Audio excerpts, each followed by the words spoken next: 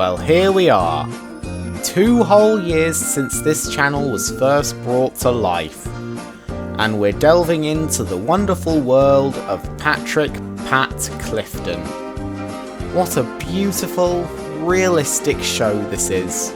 Very little music, very real world situations, and a character who you're just following the journeys of and meeting all his friends along the way. Postman Pat is very much a POV show, and that's why it's such a joy to watch. There is no way in the world that this show could lose its identity. Oh, for crying out loud!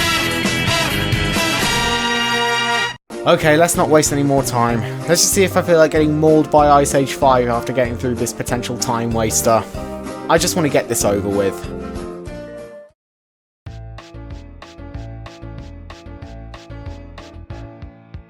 When it comes to Postman Pat, I only ever watched a few episodes. 3 Season 2 episodes on this DVD, and 4 Season 5 episodes on this DVD. Should I review these one day in the future? Sound off in the comments if that's something you want to see. In other words, my exposure to Postman Pat was rather limited growing up. I never saw every episode. I don't think I want to see every episode from the 2000s, especially not the one where Jess gets an obligatory love interest. Anyways, after We Want to Sell As Many Vehicle Toys As We Can came along, I lost interest in Postman Pat completely. And when I heard they were going to make a movie, I was actually initially intrigued, but ended up not seeing it. A few years later, I eventually stumbled across Jeffrey Kitsch's review of the movie, and I thought this was some of the most hilarious shit I ever saw back then. I still hadn't yet seen the movie at the time, but when I found a pirated version of the movie on YouTube, I eventually did. And with everything I did see, I unironically agreed with Jeffrey Kitsch's review. But do I still agree? Well, wait and see.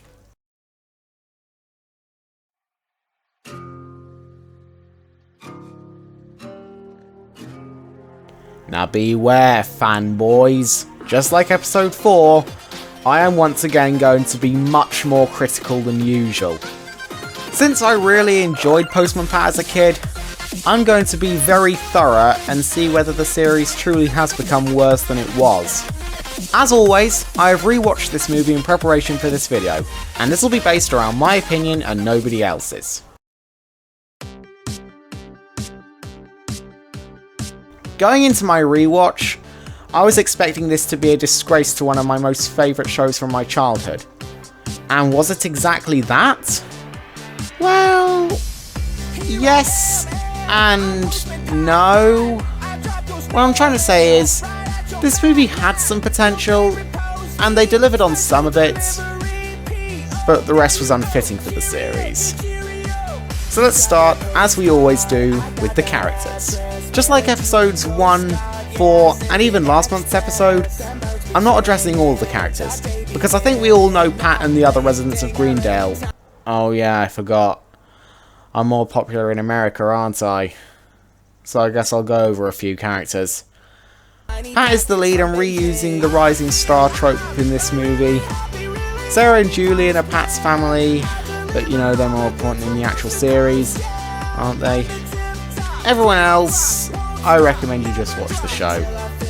Anyways, let's address the new characters, beginning with Edwin Carbuncle. And I'm just gonna say it, he is every single corporate villain in every single movie and TV show you can think of. Seriously, this character type is just getting worn out. Give us something original. Luckily, this movie did just that. As we now move on to Will, or as I like to call him, Dr. Pat's rival. Voiced by the Doctor himself. I find him to be quite mixed. What do I mean? Well, sometimes he can be really fun, while other times he is fucking atrocious. Especially in some of his animations. Don't worry, I think the police are on their way. And in some of his lines. Robots can't enter talent competitions! That line has not aged well, has it? Next we have Simon. cowbell. Admittedly, this guy is one of the only saving graces of the movie. His first scene actually had me laughing. I am not kidding.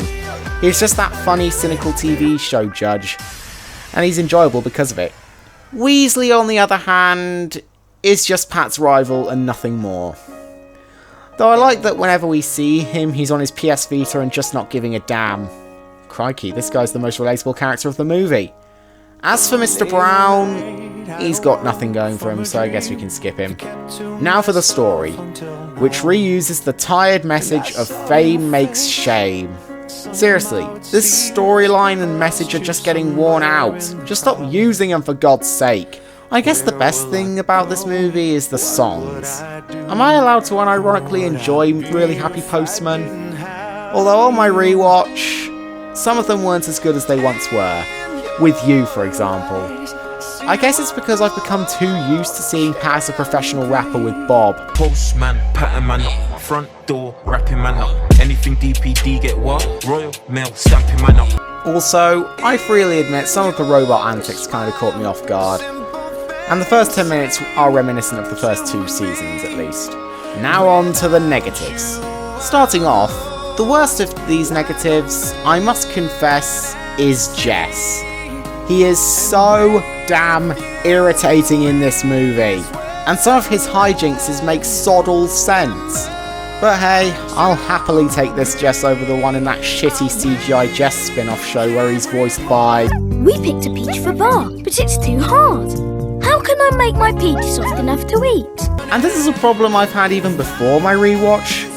But why do they have to plaster the Union Jack in various places and just announce the fact that this movie is set in England? We get it. You don't need to continuously label this as set in Britain. Some of the scene transitions are really weird as well, as there are some transitions where the background fades and then half a second later the character fades out. I don't get it. Is this a reference to something? Also, why is this movie so reliant on scary imagery during its final climax? Oh, you think there's no scary imagery? You can count on me, the special delivery always gets through. Mission accomplished.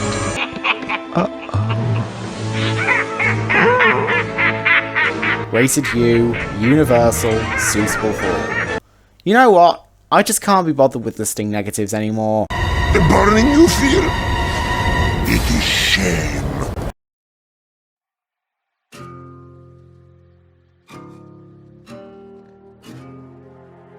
Well, that was interesting, to say the least. So now time for my final verdict on Postman Pat the movie. Only harmless. Truth be told, this wasn't as insulting as We Want to Sell as Many Vehicle Toys as We Can. That is rightfully agreed to be the worst thing that franchise has ever churned out. This movie does have its fair level of charm, great voice acting, banger songs, and something resembling humour here and there. But at the same time, this movie was from an era of the show where no thought or effort was put into it, and it kind of shows. Most of the bad elements of this movie are definitely the result of We Want to Sell as Many Vehicle Toys as We Can, and they do highlight the problem with that continuation of the series. The production crew put no effort in, they barely tried, and were only concerned with cashing in on the success of the original series. And while that series deserves to be hated as much as it is, this movie doesn't. But that isn't saying an awful lot, I'm afraid. In the morning, driving up the road, a bright red van with a heavy load. Postman Pat's inside, he's on his way. Jess comes for the ride. He's got the post for everyone. The sun is shining, the day's begun. People stop and say, I wonder what there'll be today. Postman, Postman Pat, can you guess what's in his bag? Is there a letter? Is there a parcel? Is there a postcard? What's left? Just the cat.